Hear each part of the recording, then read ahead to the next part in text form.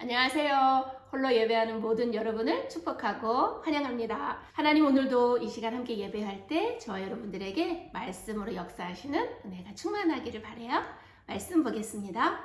누가복음 11장 9절에서 13절까지 말씀이에요. 제가 9절 읽어드릴게요.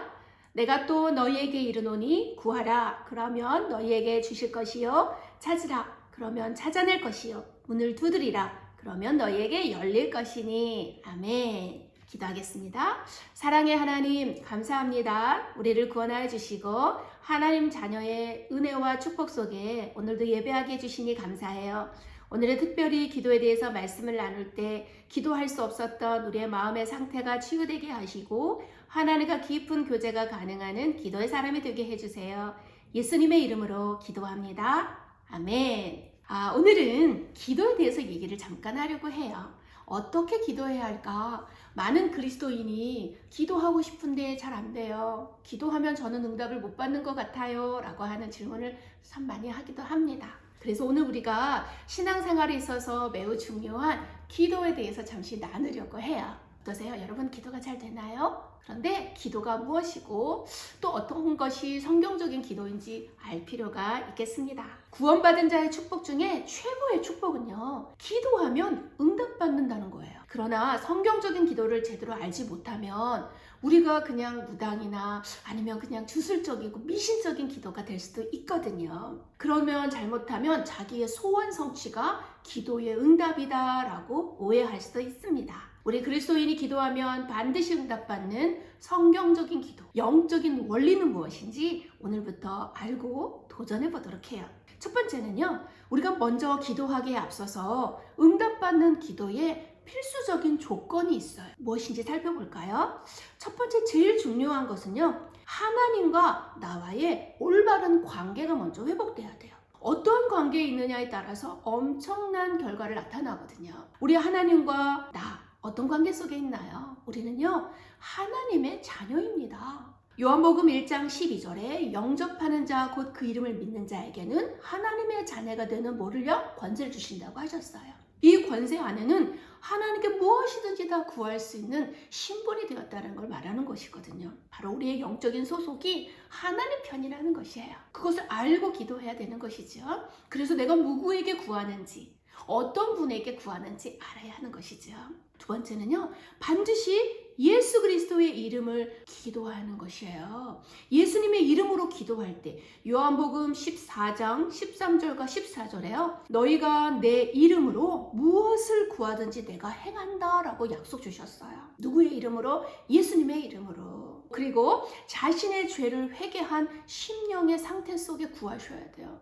내 마음에 죄악이 가득하고 미움과 원망이 가득한 채로 기도하지 마세요. 우리의 마음은 깨끗하고 정결한 성스러운 장소, 성소입니다. 이 성스러운 성소가 하나님과 더욱 가까이 갈 수 있는 마음의 상태예요. 그래서 우리 마음에 죄를 고백하고 경건하게 거룩한 마음으로 하나님께 구해보세요. 또한 기도 응답 이전에 열심을 다한 행위보다도 정확한 말씀, 언약을 기억하고 기도하는 것이 좋아요. 하나님이 누구인지 알고 내가 누구인지 알며 내가 하는 이 기도를 들으시는 하나님의 반드시 응답하신다는 그 믿음의 확신 가지고 기도하는 것이 매우 중요하다는 것이에요. 무턱대고 이것 주세요 저것 주세요라고는 소원 보따리가 아니라는 거예요. 하나님의 영광, 먼저 그의 나라와 그의 의를 구하라 라고 말씀하셨죠. 바로 하나님 기뻐하시는 것이 곧 하나님의 영광이에요.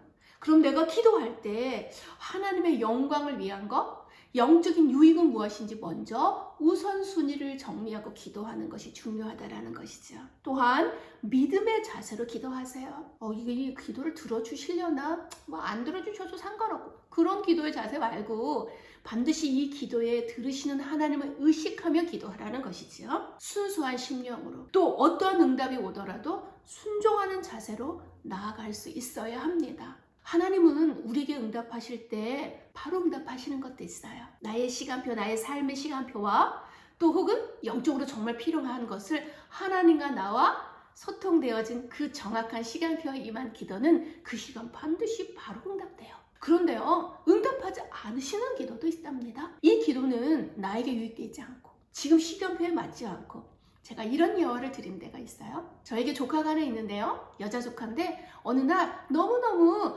아빠를 좋아한다고 아빠와 결혼한다고 하는 거예요. 그 길에서 하나님께 기도한대요. 하나님, 저 아빠와 결혼하고 싶어요. 그런데 여러분 재밌으시죠? 그 기도는 응답하지 않아 되는 거잖아요. 응답할 수 없는 거고. 그런데 가끔 우리가 기도할 때 그렇게 기도할 경우들이 있거든요. 하나님, 지금 당장 이거 안 해주시면 저 안 돼요 하면서 쪼르는 기도를 할 때 그 내용을 한번 잘 살펴보세요. 하나님이 응답하시지 않는 것이 내게 유익된 것이 참 많을 때가 있답니다. 지금은 알 수 없지만 하나님이 나중에 알게 하시는 경우들이 있거든요.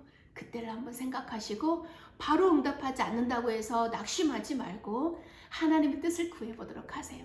또 어떤 것은요, 때를 기다리게 하는 잠시 보류하시는 기도 응답도 있어요. 지금 내게 정말 중요하고 급한 기도 제목이라 할지라도 하나님이 예비하신 응답의 때가 조금 뒤에 올 수도 있답니다.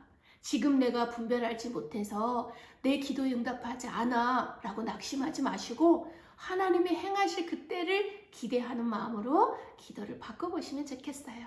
그래서 빌립보서 4장 6절 7절의 말씀처럼 아무것도 염려하지 말고 모든 일에 기도와 간구로 구할 것을 감사함으로 하나님께 아뢰라고 했거든요. 기도 이전에 감사, 기도 이전에 하나님이 누구신지, 기도 이전에 나의 기도 제목을 점검하시기를 바라요.